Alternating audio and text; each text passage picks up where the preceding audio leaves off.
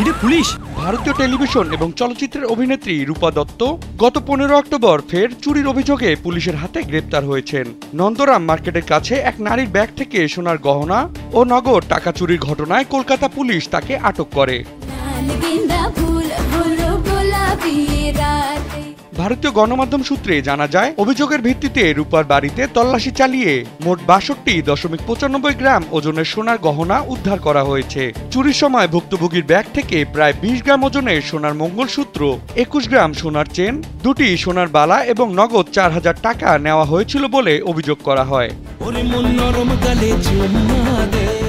অভিযুক্ত অভিনেত্রী রূপা দত্ত কলেজ জীবন শেষে অভিনয়ের আগ্রহ নিয়ে মুম্বাইয়ে পাড়ি জমান। সেখানে তিনি জয়মা বৈষ্ণোদেবী টিভি সিরিয়ালে অভিনয়ের মাধ্যমে পরিচিতি পান। পরে বাংলা চলচ্চিত্র কেল্লা ফতে এবং কিছু ছোট সিরিয়ালে পার্শ্ব চরিত্রে অভিনয় করেন।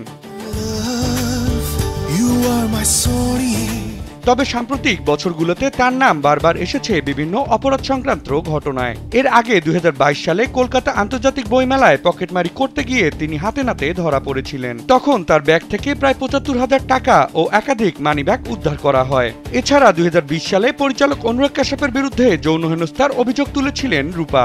তবে তদন্তে জানা যায়, তিনি ভুলবশত আরেকজনকে অনুরাগ কাশ্যপ বলে মনে করেছিলেন। তুমি জন্মেছো আমার জন্য, আর আমি জন্মেছি তোমাকে ভালোবাসার জন্য। অভিনয়ে সম্ভাবনাময় ক্যারিয়ার শুরু করলেও বর্তমানে রূপা দত্তের নাম মূলত চুরি ও প্রতারণার মতো অভিযোগেই শিরোনামে উঠে আসে, যা শিল্পী সম্প্রদায়ের ভাবমূর্তি নষ্ট করে।